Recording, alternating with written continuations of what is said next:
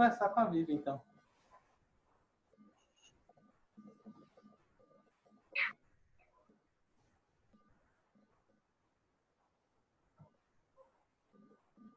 Vivian, é com você.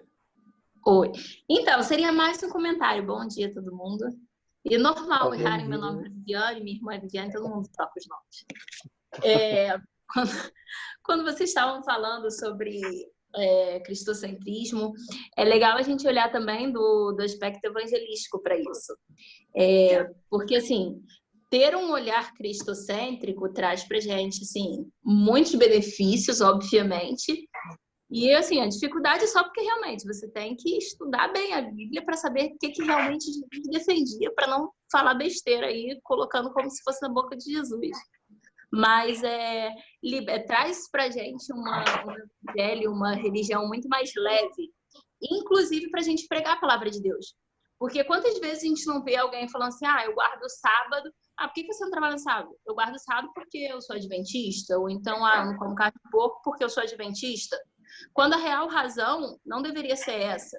E no mundo que a gente vive, que as pessoas estão começando a ficar com uma versão muito grande à religiosidade, à religião, isso, na verdade, só nos afasta das pessoas.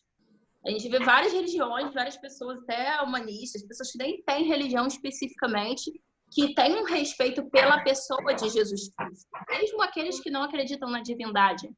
Então, quando a gente utiliza Cristo como a nossa razão para as nossas crenças, para o nosso comportamento, a gente tem muito mais respeito, inclusive perante a sociedade, do que utilizar realmente razões o meu pastor diz isso, a minha religião acredita nisso. E aí muitas vezes a gente vê assim, poxa, pede para o seu pastor para você fazer isso. Por quê? Porque a gente deu margem, muitas vezes justificando as nossas crenças, os nossos costumes, com essa coisa de a religião me proíbe, eu guardo isso porque é religião e não por conta de Cristo, por causa de Cristo, realmente. Perfeito. Vivian, perdão, viu, se eu te chamei de Viviane, mas como você falou, muita gente comete esse erro, então menos mal. Mas obrigado pela contribuição. Concordo com você. A gente vê, né, que a gente tem muito pastor hoje, né? Não estou falando muito da igreja adventista, mas a gente vê muito pastor que hoje é mais coach, né? Pastor que nem o terno mais usa jaquetinha, é mais descolado. E tudo que ele fala, para muitas pessoas, é lei, ponto final. Né? A pessoa nem vai checar.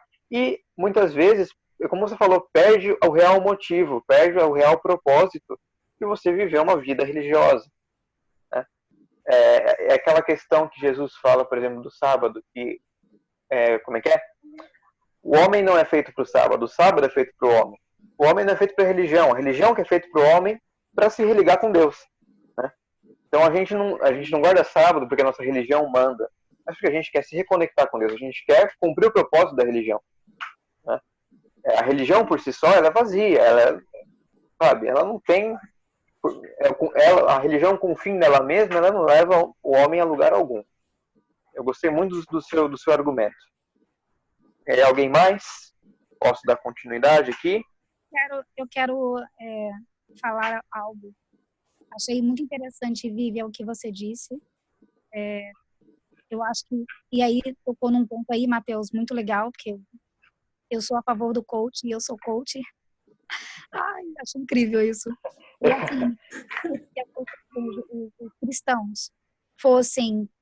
utilizassem o mesmo princípio que é do coach, que foi pelo que eu me apaixonei quando eu conheci, nada mais é que é um estilo de vida. É um estilo de vida. E se nós hoje apresentássemos a vida de Cristo como um estilo de vida, simplesmente não teria para ninguém.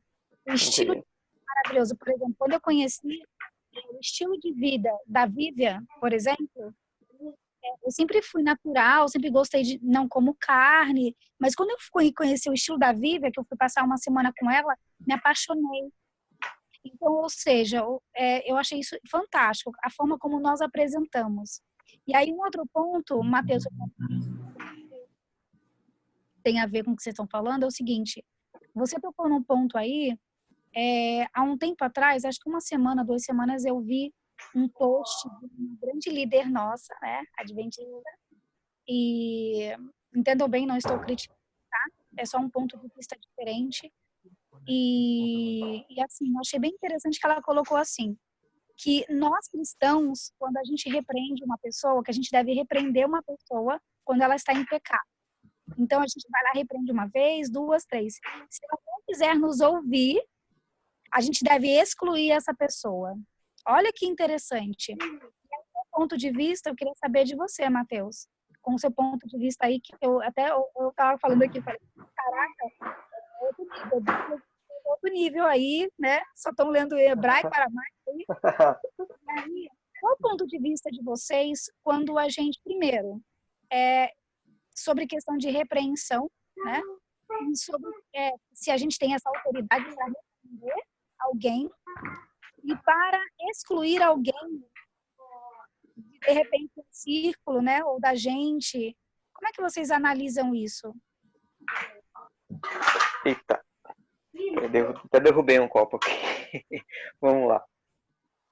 Primeiro, no tocante à repreensão, eu enxergo da seguinte forma. Primeiro, que é um princípio que eu acho muito válido,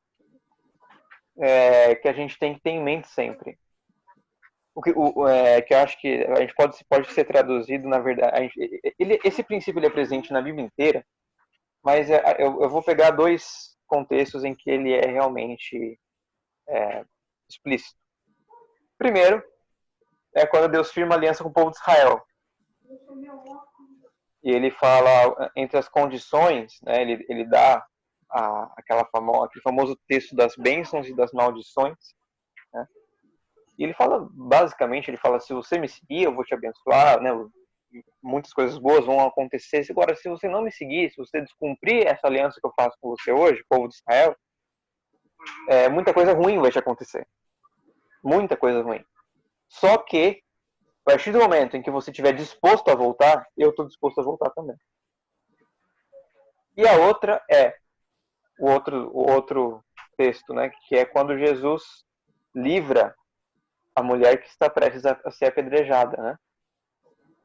E é acusada de adultério. O que Jesus fala para ela logo depois que toda a multidão se retira? Ele fala, vá e não peques mais. Então, a gente vê na Bíblia, a Bíblia que é o principal relato de como Deus lida com o ser humano. Deus ele sempre lida da seguinte forma, ele sabe que você vai errar, você erra. Quando você erra, existe sim uma cisão, um distanciamento entre você e Deus. O pecado faz isso. Só que Deus é o primeiro a estar disposto a reatar esse laço com você. Ele é o primeiro. Então, no caso da repreensão, ela tem que ser feita, claro, de uma maneira particular, sem exposição da pessoa, né? Acho que isso é óbvio, né? O mais sensato. Ninguém precisa ser exposto, ter pecados expostos e erros expostos. E na questão de excluir a pessoa, é complicado, né? Eu acho que isso seria em casos muito extremos, né? Ou que a pessoa realmente não queira fazer parte da igreja, né? Em casos que assim, a pessoa realmente não tem nenhuma vontade de continuar na igreja. Agora, se uma pessoa comete, vamos dizer assim, um pecado hediondo, vamos usar essa terminologia, né? Um pecado que tem grandes repercussões. E eu não sei, né? A gente é uma análise de caso a caso. Você que lida com comportamento humano, acho que é até melhor falando do que eu sobre isso. Só que eu acho que são muitos pontos subjetivos que a gente tem que levar em relação à pessoa. Ela fez intencionalmente? Ela não fez intencionalmente? Ela está arrependida? Ela não está? Né? O que ela está disposta a fazer para mostrar esse arrependimento? Ela não está arrependida? Ela quer continuar no erro? Né? Ela quer continuar na igreja? Ela quer continuar na igreja e com esse erro? Né? São vários aspectos subjetivos. Só que eu acho que o princípio que a gente tem que ter sempre é aquele. Deus e o homem têm uma aliança, têm um acordo juntos. Né? Um estilo de vida, como a gente falou. A partir do momento que a gente erra, existe uma cisão, existe um distanciamento. Né? O pecado distancia a gente de Deus, isso é fato. Mas a gente tem que sempre lembrar que, uma vez distante, não é para sempre distante. Existe sempre a possibilidade de a pessoa voltar. E a gente não pode nunca excluir a a possibilidade da pessoa, a chance da pessoa voltar a Deus se ela quiser. Ela pode sim se recuperar ou largar o pecado. Aliás, uma vez um rabino disse isso, eu achei muito bonito o que ele disse. Uma vez por ano, o judeu tem o Yom Kippur, o dia da expiação, que é um dia no ano inteiro que ele para pedir perdão, né? E é um dia assim bastante contrito, 25 horas de jejum, acho que esse é o maior flagelo, né, Douglas? Aham. Mas o rabino fala uma coisa bastante interessante. Ele fala o seguinte: você sabe o que é liberdade? Liberdade é você, num dia, numa ocasião, você errou. Aí passou um ano, passou esse Yom Kippur, dia da expiação, você pediu perdão, você se arrepende. E no ano seguinte, você está na mesma situação, no mesmo lugar, na mesma situação.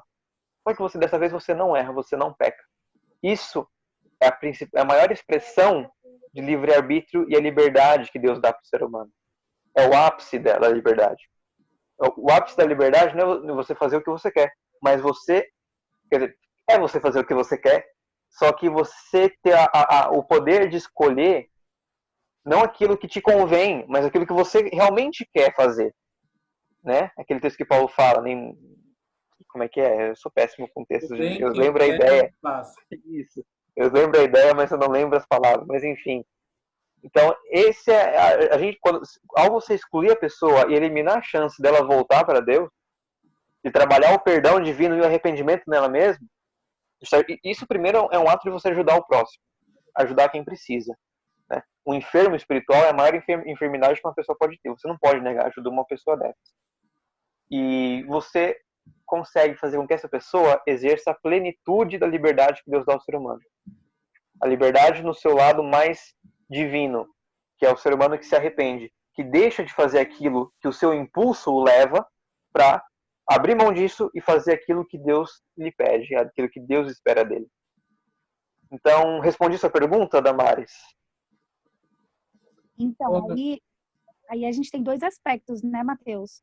O primeiro, que, assim, então, dependendo da forma como for conduzido isso pela comissão, a gente está fazendo de uma forma errada, porque a gente não está levando a pessoa ao arrependimento, a gente está levando a pessoa à exposição, à punição.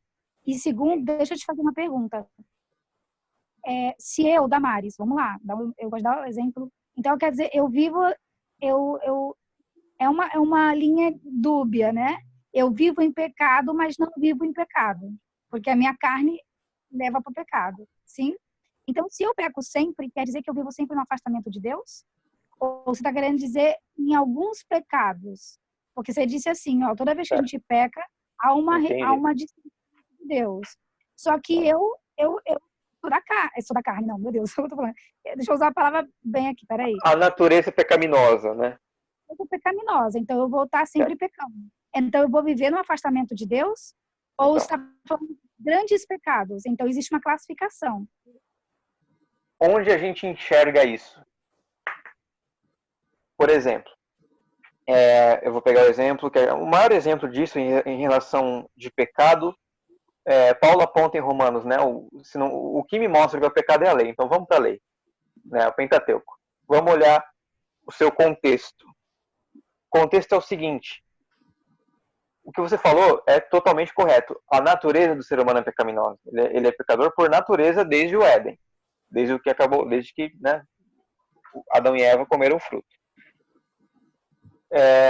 Mas ainda assim, veja bem, ainda assim, Deus propõe ao povo de Israel o seguinte: olha, vocês vão fazer um tabernáculo e eu vou habitar no meio de vocês.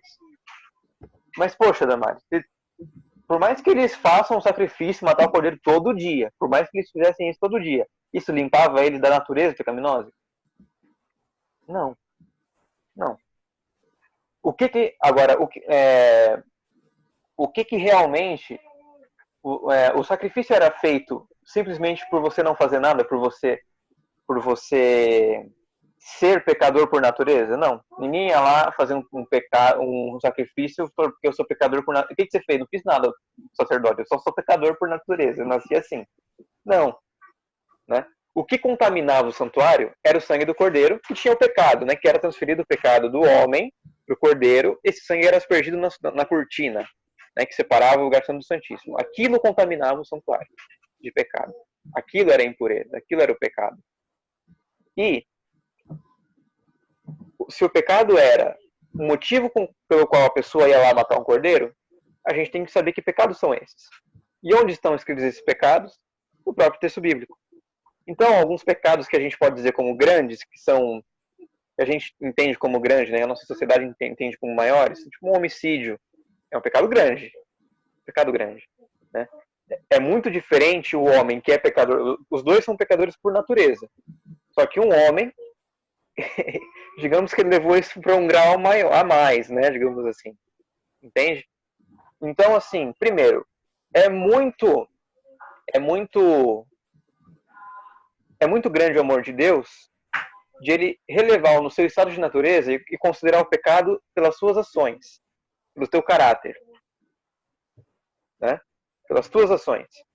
Agora, quando eu falo que um pecado distancia a gente, causa um distanciamento, é muito mais em relação a nós para com Deus.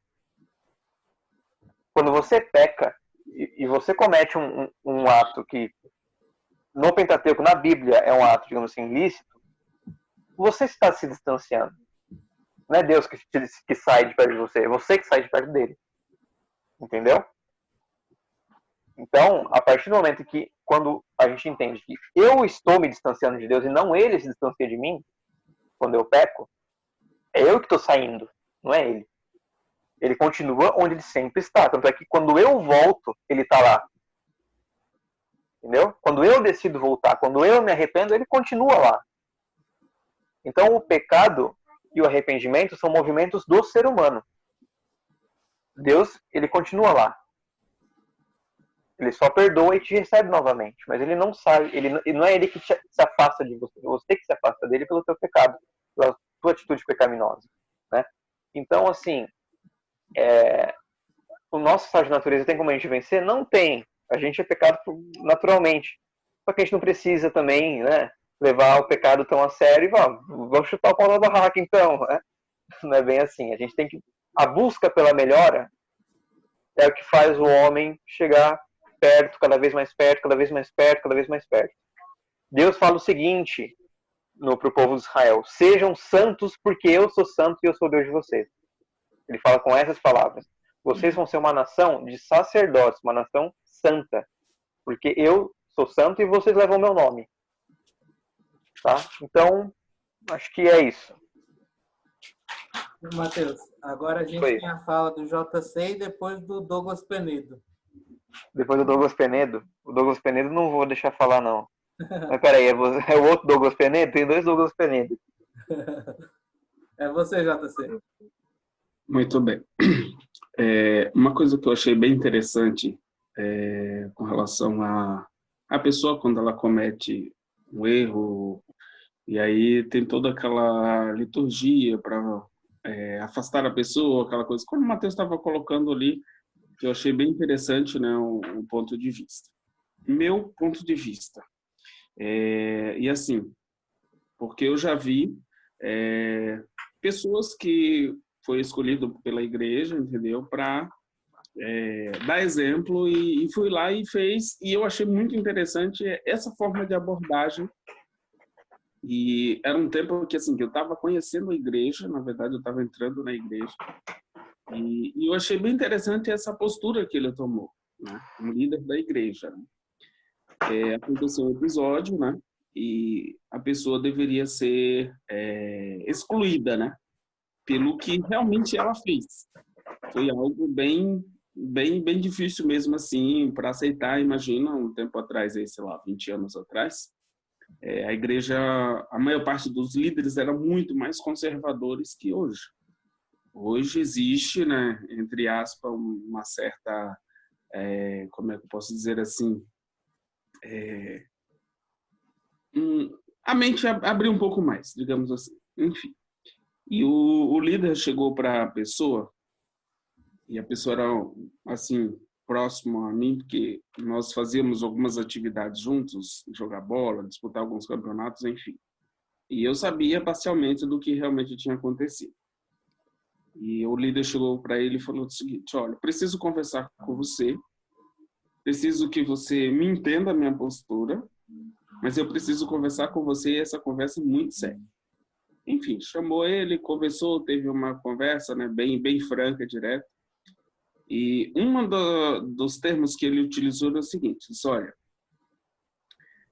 você sabe que o que você cometeu, nós precisamos tomar algumas decisões e para mim vai ser muito duro tirar você do rol de atividades.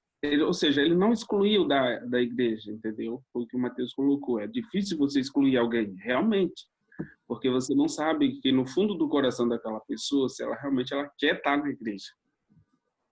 E ele fazia algumas atividades na igreja, ele era muito ativo mesmo, muito ativo.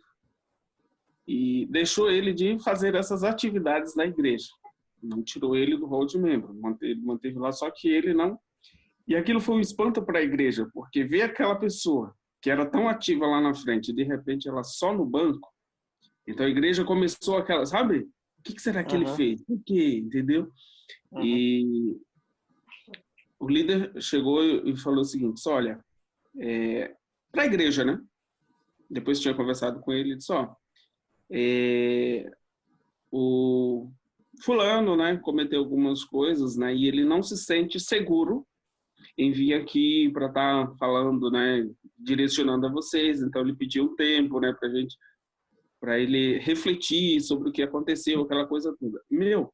Todo mundo abraçou ele, todo mundo, a igreja toda. As pessoas não pensaram no que ele fez, mas a igreja apoiou, entendeu? As pessoas apoiaram. Então, eu acho que, assim, às vezes tem coisas que acontecem dentro da igreja e que o melhor caminho é o diálogo. Às vezes não precisa você escancarar, deixa, né, de acordo com aquela pessoa. Aí você citou, né, a questão de Maria Madalena, né, quando ela foi apedrejada por adultério, aquela coisa toda. Quando Jesus olha para ela, né, e eu fico imaginando ele rabiscando no chão, aquela cena, sabe? E de repente ele olha para ela com tanto carinho, com tanto amor e fala: olha, querida, você está tendo essa chance de você ter uma nova vida. E quando Jesus ele dá esse exemplo, eu acho muito bacana quando os líderes da igreja, né, eles também têm essa visão. Eles olham com um olhar diferente. Eu sei que para muitos é muito difícil você deixar a pessoa ali, mas aí é onde a Bíblia fala, né? Nós não temos a capacidade de saber o que se passa no coração da pessoa. É ela que vai entender. Futuramente, mais para frente, você não sabe. Mas que Deus o livre, você nunca seja, ou seja, eu nunca seja uma pedra de tropeço para aquela pessoa, que seja o motivo daquela pessoa desgostar de Deus. E eu acho isso muito, muito bacana. Então, foi um exemplo assim que eu vi parcialmente, né, dentro da instituição, no geral, e que eu achei muito interessante e que bate exatamente com o que você estava colocando e a Damaris questionando aí, que é muito interessante também. Muito legal essa sua história, JC. Eu sou estudante de Direito, né? E tem uma coisa interessante. Eu tento, ao máximo, nunca misturar a minha vida acadêmica, ou o que eu estudo no Direito, com o que eu estudo na Bíblia, na minha vida religiosa. E nesse aspecto é uma coisa que a gente tem que separar mesmo. Porque muitas vezes as pessoas tendem a olhar alguém que cometeu um erro e falar: não, a gente tem que julgar essa pessoa dentro da igreja como se fosse um juiz magistrado julgando um cidadão. O juiz que está julgando o cidadão que cometeu algum crime, o juiz tem que ser totalmente imparcial. Quem está na igreja não tem que olhar o pecador com imparcialidade. Tem que olhar com parcialidade do lado de querer recuperá-lo, de querer perdoá-lo. O juiz não pode fazer isso. O juiz tem que olhar, né? O juiz, o trabalho dele é mais frio, mais calculista. É bem mais seco. no caso da igreja, não é bem isso. Eu, pelo menos, não vejo dessa forma. Né? É claro que você não vai ficar passando pano, não vai ficar passando a mão na cabeça e incentivar novos erros, novos pecados também. Só que também, como você falou, você também não pode ser essa pedra de tropeço. Né?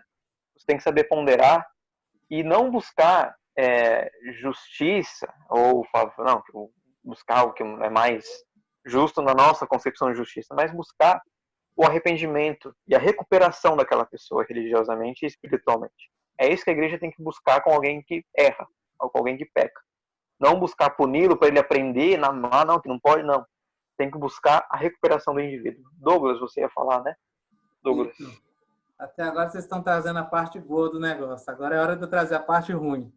Ixi, tem que ser, viu? Achei que era só na Judaica que ele fazia isso. Não, em todo lugar. Todos estão trazendo o contexto da igreja, mas eu acredito que o que a Damares trouxe é um contexto geral. Social, né? Um contexto social, exatamente. E a Bíblia deixa bem claro o que deve ser feito nesse contexto social.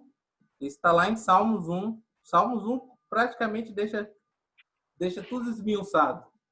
Bem-aventurado o homem que não anda no conselho dos ímpios, não se detém no caminho dos pecadores, nem se assenta na roda dos escarnecedores. Escarnecedores.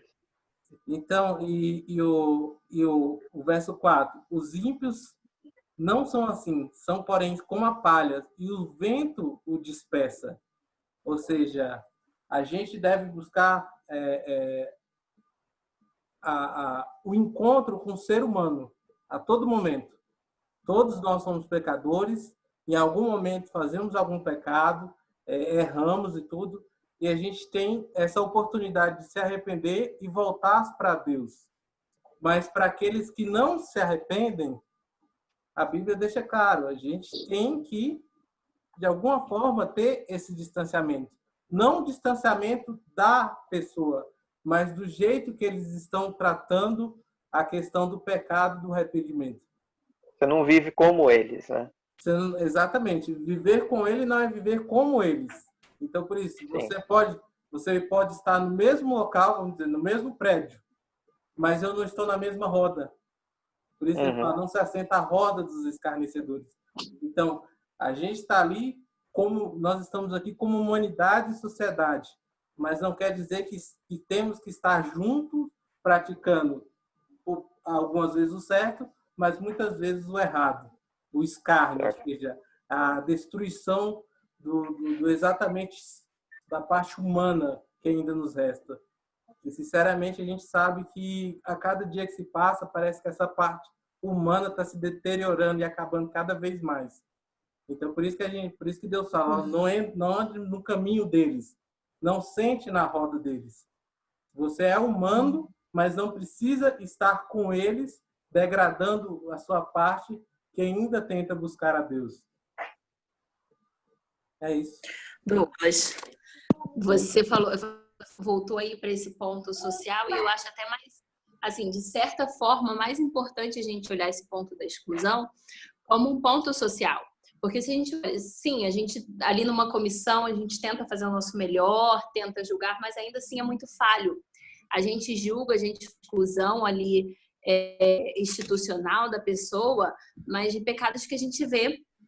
A igreja tem um monte de outros pecados que, assim, na lei de Deus, lá nos 10 mandamentos, são tão ruins quanto roubar, mas que estão encobertos por uma capa. A gente não sabe exatamente quando as pessoas podem estar desonrando o nome de Deus, podem estar tendo outros deuses, e são pecados tão grandes e tão pesados quanto matar, roubar perante os olhos de Deus. Então, quando a gente pensa a inclusão do ponto de vista institucional, é bem falho. É bem falho. A gente julga o que o nosso olho está vendo, a gente exclui o que o nosso olho está vendo. E quando a gente pensa realmente desse ponto de vista social, a gente está pensando até, assim, meio que egoisticamente, um pouco, assim, no nosso crescimento da salvação, e a gente realmente trabalhar ali para a gente não estar pecando mais.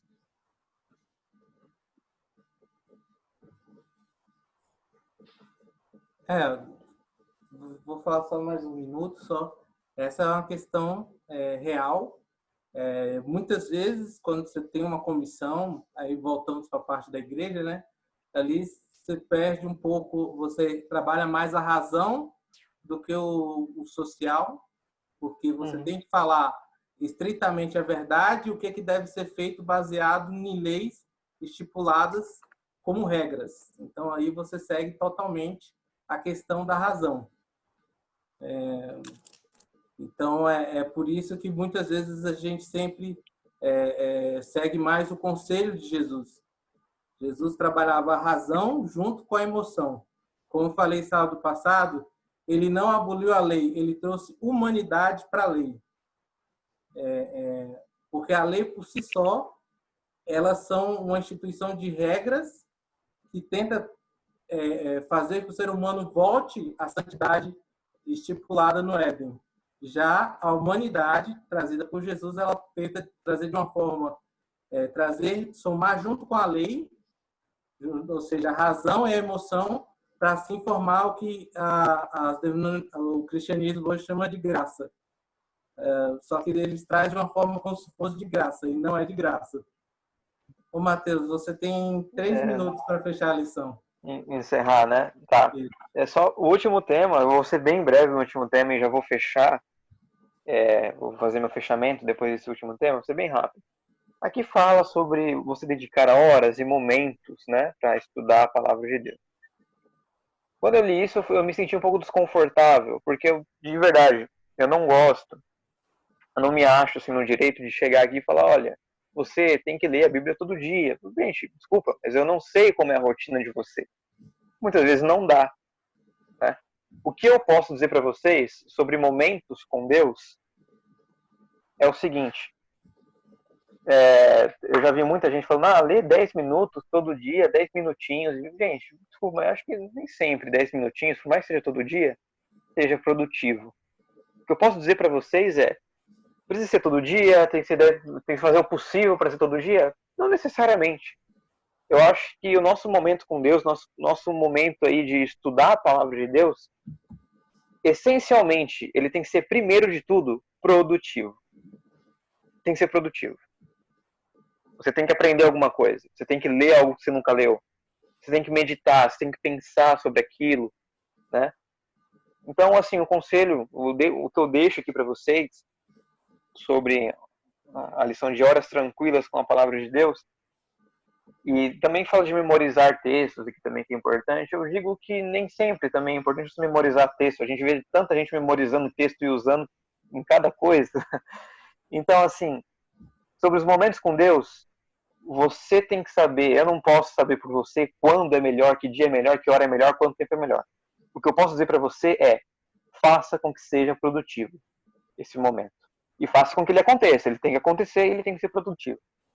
Então, cada um de vocês aí melhor conhecem sua rotina, né, o seu dia a dia, seu cotidiano. E o que eu deixo para vocês tenham um momento com Deus, tenham um momento de estudo, realmente, e que esse momento seja produtivo. Tá? E, assim, em questão de memorizar textos, eu acho isso... por exemplo, vocês percebem que eu tenho memória de texto péssima. Eu lembro a ideia, mas eu não lembro o que o texto está falando, as palavras exatas, né? Mas, assim, eu acho que o mais importante é realmente você entender o que Deus espera de você. Não decorar textos, né? Isso, quem tem que fazer sou eu. Quando eu estou lendo Constituição, lendo isso e aquilo, aí eu tenho que decorar mesmo, infelizmente. Eu tenho que fazer um esforço absurdo para decorar textos. Só que no texto bíblico eu não sei se é preciso decorá-los. O Salmo fala aqui, né? Salmo 119 fala: guardo no coração as suas palavras, não necessariamente na memória. Guardar na memória é diferente de guardar no coração. Tá, gente? Então guardem no coração e que esses momentos sejam produtivos. E que existam, mas sejam produtivos. E para encerrar, né, agora, meu encerramento mesmo, a gente viu aqui, durante esse trimestre, várias formas aí de interpretar as escrituras, né? E eu vou dizer uma coisa para vocês, essa lição, esse tema, o título dessa última lição, ele diz tudo. A última lição que eu passei para vocês aqui, no dia 6 de junho, foi sobre história, né? A história influenciando aí na interpretação do texto bíblico, eu vou dizer uma coisa para vocês. Não dependam dessas coisas, nem de história, nem de ciência, para interpretar ou achar veracidade no texto bíblico ou em Deus. A história, como a gente viu na lição, dia 6 de junho, né, no começo do mês, a história prova, por exemplo, que Davi existiu, tem evidências de que Davi, por exemplo, tenha existido, ou que Caifás tenha existido, mas a história não consegue provar, por exemplo, o que mais importa no texto bíblico, que é, por exemplo, de Davi, que ele matou Golias matou um gigante com uma pedra, com a força de Deus, né, com o poder de Deus. E isso a história não prova. Provar que Davi existiu não quer dizer nada, digamos assim. Tá? Então, são evidências, mas elas são inconclusivas em relação àquilo que a gente realmente acredita. Né? A gente acredita, por exemplo, Caifás existiu. Até que Jesus existiu. Muitas pessoas aceitam que a pessoa tenha existido. A história aceita isso hoje em dia. Mas é diferente de acreditar que ele transformou água em vinho, que ele curou pessoas e que ele morreu pelos nossos pecados. Isso a história não vai conseguir provar nunca. E nem a ciência. Por quê? Porque Deus não se mostra nem pela história, nem pela ciência. Ele não se manifesta em nenhum... assim, se ele quisesse se manifestar na ciência, na natureza, ele já teria se manifestado, ele já teria se provado. Se ele quisesse se manifestar na história, ele controla a história, mas não é o principal canal de manifestação. Se fosse isso, ele já teria também se provado e ninguém ia ter dúvida nenhuma. A gente não ia estar aqui discutindo nada. Onde ele se manifesta de verdade é no coração do ser humano. A maior prova de que ele existe, da veracidade do texto bíblico, não é história, não é ciência, não é natureza. Não é nada disso.